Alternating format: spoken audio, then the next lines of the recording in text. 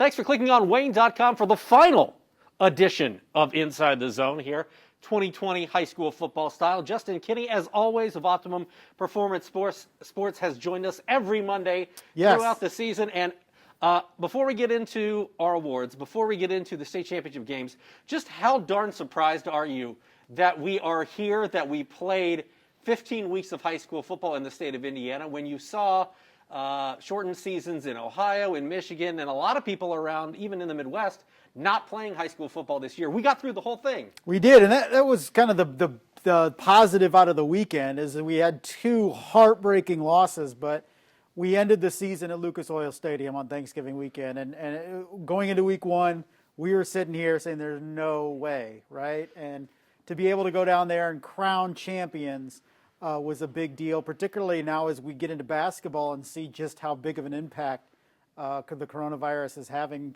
this early, let alone, next spring when we hope to be at state finals for basketball. Well, I'll say this. I know at the beginning of the season, you and I talked. I said week 4 was going to be like D-Day.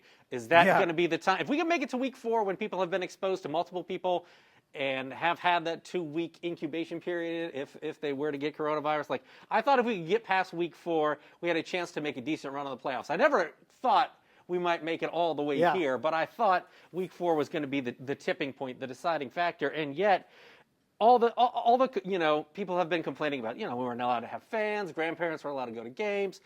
At the beginning of the season, there weren't any spectators in the stands at some points. But the fact that no matter what you complain about and no matter what you didn't like about some of the rules, they got us here. Yes. We're here. So, right. In retrospect, whatever it took, it was worth it, in my opinion. I totally agree. Some people say, this community took it too serious, or this community or county took it too light. But in the end, we got through it. Just in the area, we only had, I don't think we had any teams that had their season end because of coronavirus, instead of having it end on the football field. And that's the only thing that you can ask in any season, that you get to play it out and either win or lose to end the season. And unfortunately, we didn't have any teams win their final games of the season locally. Southwood came so close. So close. I mean, both games so close. I know. I know. It was rough. Let's talk a little bit about Bishop Luers. We'll go kind of chronologically. They played on Friday morning. We'll talk about South Adams in a second. But for Bishop Luers, you look at the record, 3-6 in the regular season. To be at Lucas Oil Stadium and really, without that pass on, I don't want to break it down to a call or a referee's call or one play, because I think, Kyle Lindsay will tell you, there are a million plays in the game where we could have done things differently and we'd had a different outcome. But, they're up with 15 seconds left in the fourth quarter in a state championship game. It was a tremendous run for Bishop Luers, even though ultimately, the field goal, they fall short to Western Boone. I mean, when they score that touchdown to go up 35-26, you're feeling really good with 3.5 to go, saying a lot has to go right for Boone here, for Webo. And then it did. And it ended up, being able to score and then force the punt. Then the fair catch interference was big. Give him 15 yards, put him close to midfield. And then that's a Webo team that you could see had been there before and knew how to handle the moment and put a drive together. Talking to a well-respected official, he said, I don't throw that flag on that pass interference, but it happened. And I don't know if it's out of the realm of possibility that Webo makes a play or two to get down there anyway in those closing seconds. That's how good that drive was, doing those outside routes with no timeouts, moving down. Unfortunately, like you said, and I think Kyle Lindsay said the same, we had plenty of opportunities to put that game away before the pass interference penalty, and ended up being a 1-point loss for the Knights. One of the things that impressed me is we talked about, about the midway point of the season. I think most people would have said Sir Hale was their best football player. They don't have him for the stretch run in this. And yet guys like Ramon Anderson, Brody Glenn ended up leading the state in receiving yards with almost 1,300. Carson Clark, the second half of the season, was lights out. A lot of guys we saw take a big step forward when he went down. When the bell cow goes down, sometimes things fall apart. That almost galvanized this Luers team, and I don't want to say they played better without him, because Lord knows they would have loved to have him for the state championship game. Right. But the other guys stepped up and really filled their shoes, and that's, I think, a testament to the heart of this team, a testament to the coaching, and just a testament to what they wanted to accomplish and were able to do together as a unit.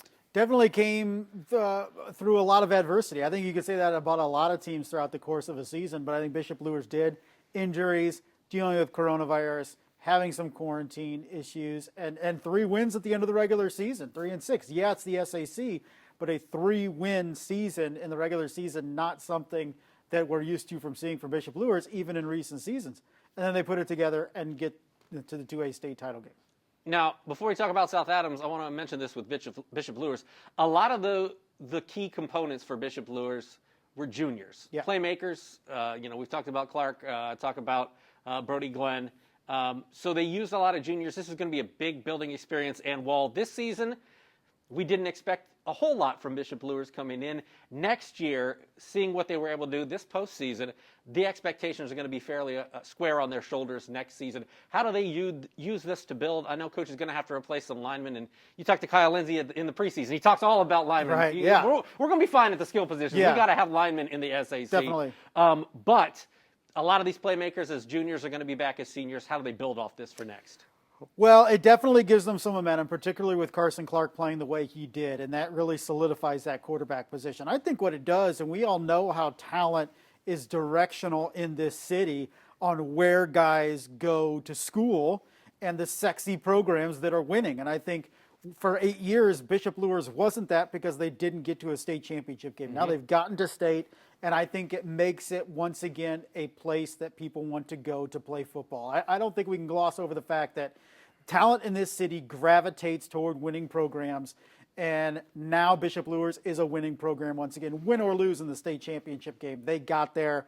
A lot of people were behind them to get there, and I think now talent will gravitate towards Bishop Luers again, whereas you could say in previous years maybe it wasn't happening. They were losing talent to Wayne. They were losing talent elsewhere, and so now I think they can kind of bring that talent in and reinforce the group they're bringing back, not just next year's seniors, but also some of those sophomore contributors that'll be juniors.